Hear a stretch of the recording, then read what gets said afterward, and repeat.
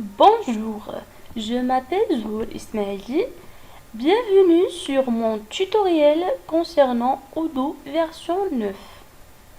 Mon travail va être divisé sur trois parties. La première partie, c'est présentation de ERP. La deuxième partie, c'est présentation d'Odoo. Et la troisième partie, démonstration. La première partie, c'est la notion de base. L'acronyme ERP signifie Enterprise Resource Planning, traduit en français par Logiciel de gestion intégré ou PGI. ERP est le terme le plus courant utilisé. Émanant d'un concepteur unique, un ERP est un logiciel qui permet de gérer l'ensemble des processus d'une entreprise, intégrant l'ensemble de ses fonctions.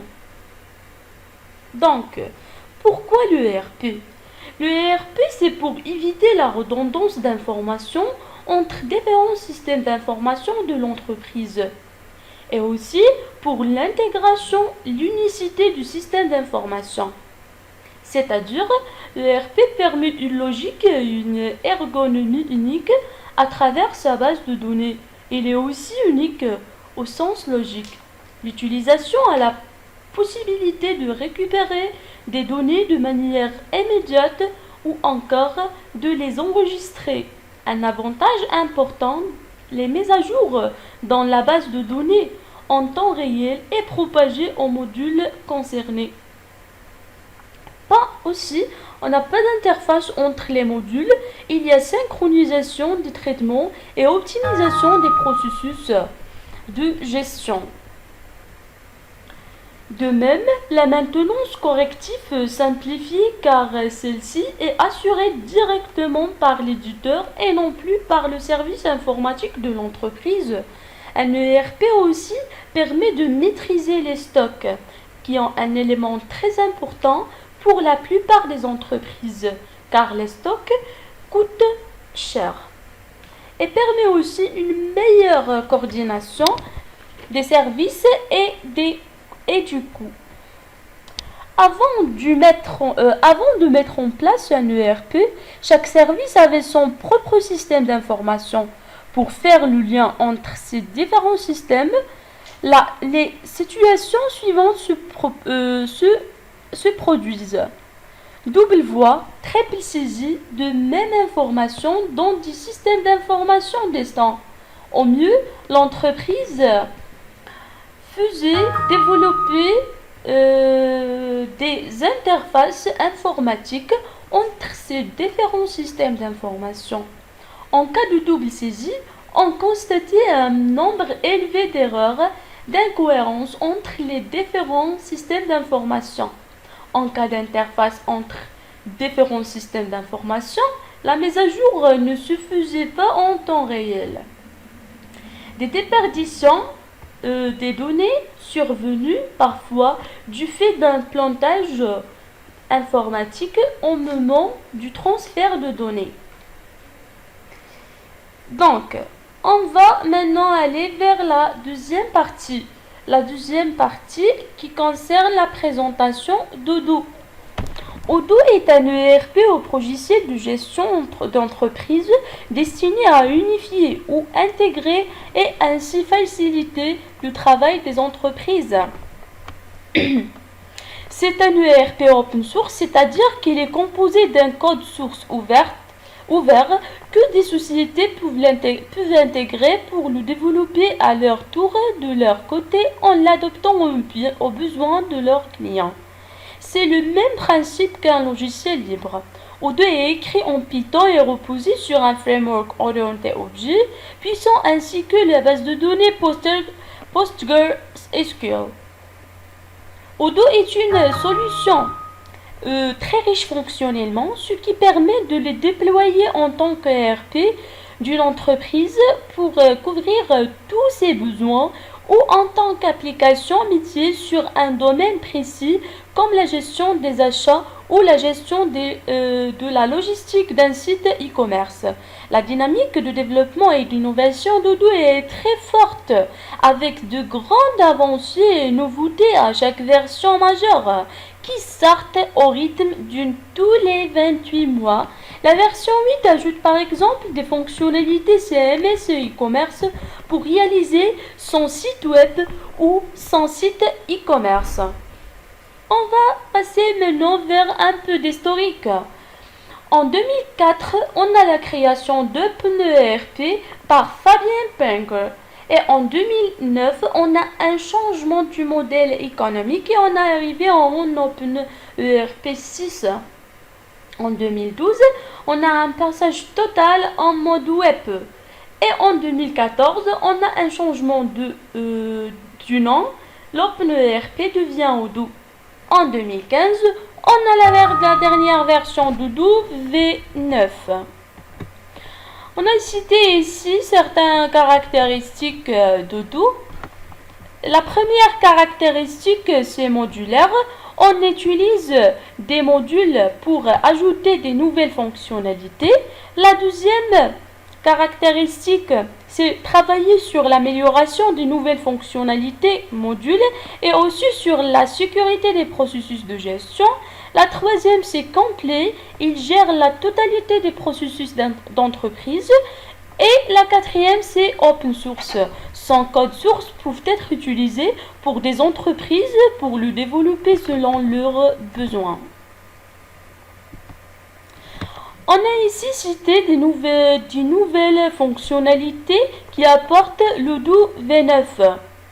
Bien sûr que Odoo V9 arrive avec le plan de nouvelles fonctionnalités ou l'amélioration de fonctions existantes. La première fonctionnalité, simplification des tâches répétitives de la comptabilité. Deuxième, un tableau de bord à 360 degrés.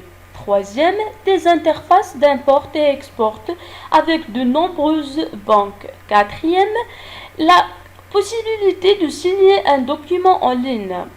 La cinquième, paiement en ligne, simplifié et meilleure gestion du suivi et des relances clients. Sixième, e-commerce est un éditeur d'écran. On a cité ici les points forts d'Odoo V9. Odoo V9 est social avec un aspect communautaire adaptable. Il a l'adaptabilité et avec un environnement riche et une architecture multitiers. On va aller vers la troisième partie, c'est la démonstration. Donc voilà la partie pratique. J'ai déjà installé Odoo version 9. Il est gratuit sur le site web officiel de Odoo. Et aussi j'ai créé une base de données vierge. Puis j'ai installé le module que j'ai choisi. C'est le module de gestion de projet. Et j'ai installé des modules complémentaires pour une meilleure gestion du projet. Donc, maintenant on va cliquer sur gestion du projet. Comme vous voyez, il est mentionné dans cette menu.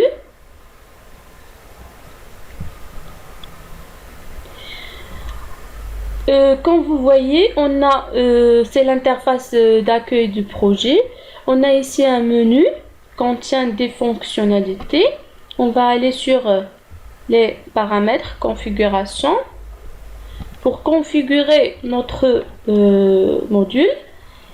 On va aller ici sur la tâche. On va mettre gérer les estimations de temps sur les tâches et à la fonctionnalité supplémentaire et activer les feuilles du temps, puis appliquer pour effectuer l'opération. Donc, on attend le temps Donc, notre module est installé avec succès.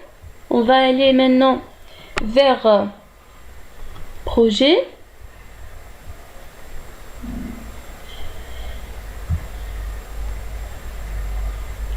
Puis, cliquez sur créer et puis remplir cette formulaire. Par exemple, construire un bâtiment. Construire un bâtiment, c'est le nom de notre projet. Et mentionner le nom du client. On va créer un client.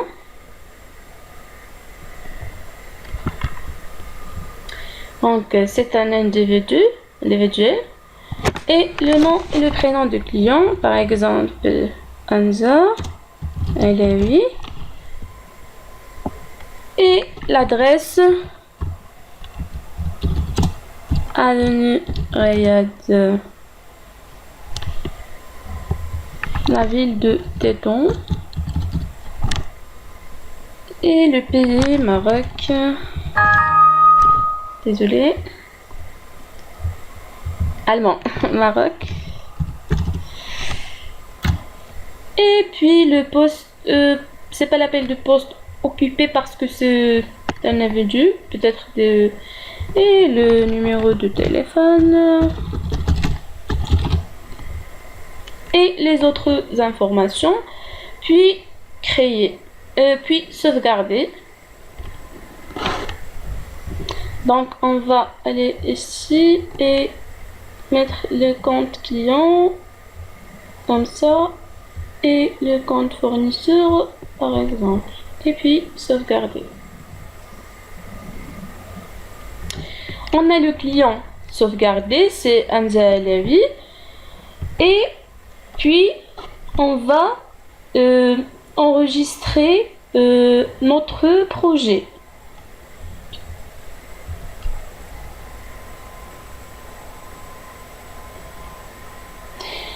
Donc, notre projet est créé avec succès, comme vous remarquez. On a ici les tâches, donc on va aller pour créer les tâches. Puis on clique sur tâche, puis créer, pour créer une tâche. Remplir le formulaire. Titre de la tâche, conception. Le nom du projet,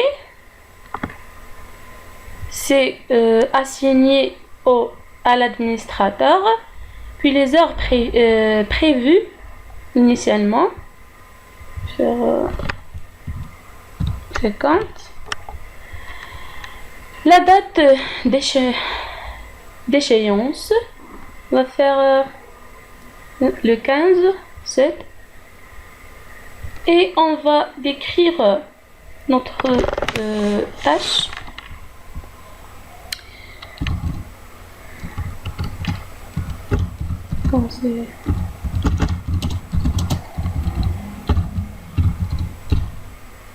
Etc. Et puis aller vers la feuille du temps. Ajouter un étiquet. On peut le créer, bien sûr. Ajouter un élément. La description d'éléments de, par exemple, conception, ça. Construire, et la durée, on peut faire 50. Puis aller pour sauvegarder notre tâche. Et voilà, on a en mode cabane Ce mode donne la possibilité de passer d'une tâche à une autre par un simple mouvement. Voilà la tâche qu'on a déjà créée. Par un simple mouvement, on peut le déplacer vers, par exemple, la deuxième phase. Puis, on a aussi la possibilité de voir notre tâche avec calendrier. Voilà. Ici. Et on a aussi la possibilité d'ajouter des colonnes de notre phase. Clique sur cette flèche. Voilà. Créez une colonne par phase durant votre travail. Voilà. On ajoute par exemple phase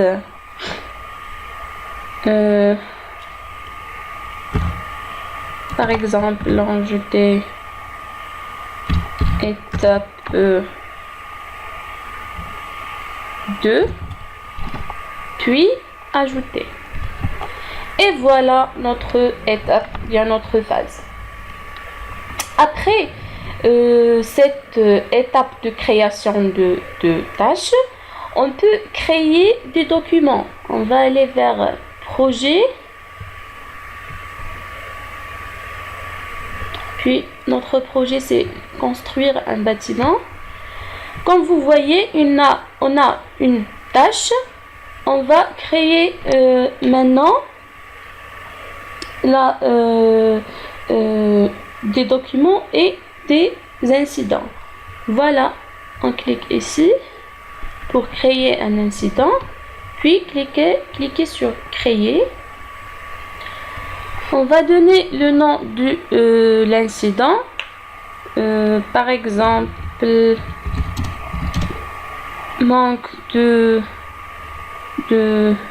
chose, je sais pas, et c'est assigné à l'administrateur. Le contact c'est Hamza ou bien Hamza Alawi. Et puis on va aller ici. Donc voilà, désolé. Et puis on va sauvegarder. Et voilà. On peut modifier. Ici, ajouter la date, l'utilisateur, la description du incident, par exemple, je sais pas, moyen, et la durée.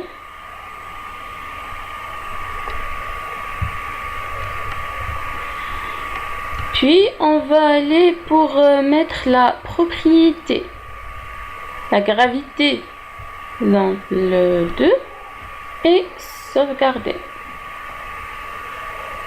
Voilà, on a notre incident enregistré. On va aller vers projet, construire un bâtiment.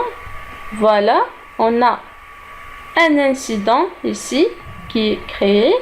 Puis on peut importer des documents. On va cliquer sur document, puis créer.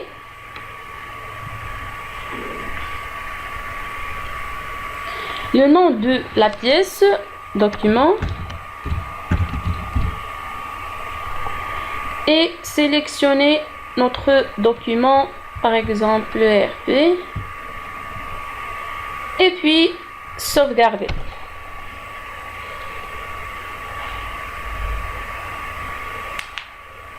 Voilà notre document créé.